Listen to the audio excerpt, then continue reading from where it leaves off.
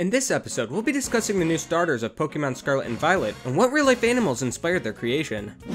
Now, I'm sure you all are just as shocked as I am that Gen 9 was announced so soon after the release of Pokémon Legends Arceus. That's what, 3 mainline games in 13 months? Rest in peace my hopes and dreams for a Legends Arceus DLC. Mine, as well as everyone else on the internet's favorite Pokémon game in ages. Fortunately, it seems they'll be carrying over the open worldiness to this game, so it'll, hopefully, maybe, be good. The 3 starters of Scarlet and Violet are Sprigatito, the grass cat Pokemon, Fuecoco, the fire croc Pokemon, and Quaxly, the duckling Pokemon. It's right in their name. We have a cat, a crocodile, and a duck. Case closed, right? Well, not necessarily. Pokemon classifications are notorious for being inaccurate. Take Blastoise for an example. It's known as the shellfish Pokemon. I don't know what they were smoking, but this ain't no fish. Fortunately for all 3, we can use a cat, crocodile, and duck as a baseline. To further break down their origins, first we need to consider where the region takes place. From the little we've seen of the game, we actually know exactly where this region is based on. Take this map from the live-action portion of the trailer. It's of the Iberian Peninsula, a southwestern area of Europe containing the countries of Spain and Portugal. There's a similar in-game map, which is likely what the region looks like. Various architectural features also suggest Spain. This large castle-looking building with the Pokeball on it is pretty much identical to Sagrada Familia, a famous minor basilica in Barcelona. On top of the Pokemon's names containing portions of Spanish words, yeah, we can be certain we're in the Iberian Peninsula.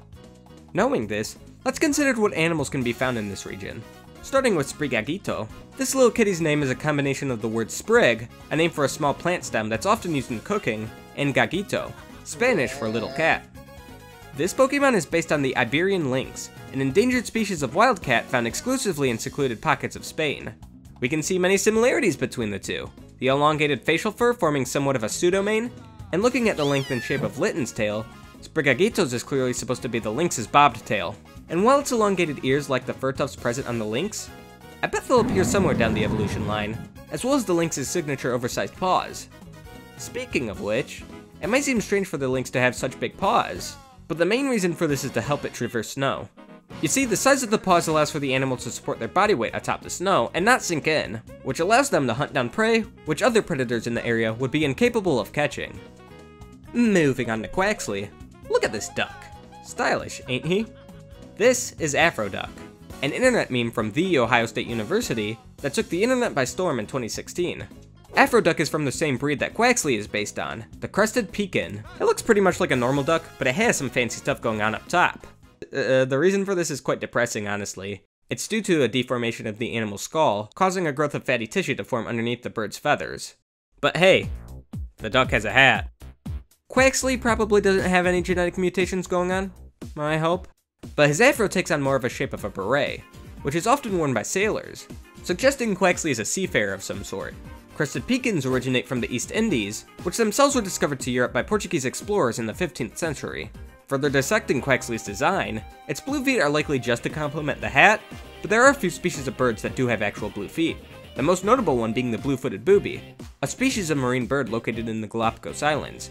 And just like with other animals with bizarre colored features for seemingly no reasons, their diet causes the color, and the color is used to attract mates. Finally, we have Fuecoco, the fire croc Pokemon, who keeps the tradition Score Bunny started by just slapping a random craft single on its design somewhere. Even though this Pokemon has the easiest name to decipher, being a combination of the Spanish words for fire and crocodile, its design origins are by far the most complex of the 3. There are no native species of crocodile within the peninsula, though in 2020, there were dozens of sightings of a crocodile in the Douro River of Spain. This sparked a widespread search for the animal, finding evidence that a Nile crocodile was residing in the area through footprints in a nest. Where these crocodiles came from? Nobody's quite sure, but a small invasive population may call the country home. Here's the thing though, this happened in June 2020. From what we know, Pokemon games take typically 2 years of development time, so timeline-wise it is possible that the creators may have seen this story and designed the Pokemon, but they would have been really pushing the dev time there. Instead, maybe they just like crocodiles. But that does break the cycle of fire-type starters being based on the Chinese zodiac. Then again, is this really the first time they've done that? Cyndaquil is more echidna-like than it is mouse-like, yet people still count that as a mouse. Maybe Fuecoco will lose its limbs and become snake-like? It's doubtful, but possible. Maybe it will become a dragon, still fitting in the zodiac, but doubling up with Charizard. Now, there's a million ways we could fit it into the Zodiac, so rather than throwing these guesses into the void, I'd like to discuss one possible source of inspiration that's fairly likely. Also, Noggin beat me to the punch, so I don't want to copy his video and would rather talk about something he didn't go into great detail about. In Portuguese mythology, there's an evil entity known as Coco or Coca that visits homes in the middle of the night and steals misbehaving children, never to be seen again. So, your typical boogeyman story. Coco is said to be ghostly in appearance, though one consistent description states it looks like a ghostly dragon-like monster.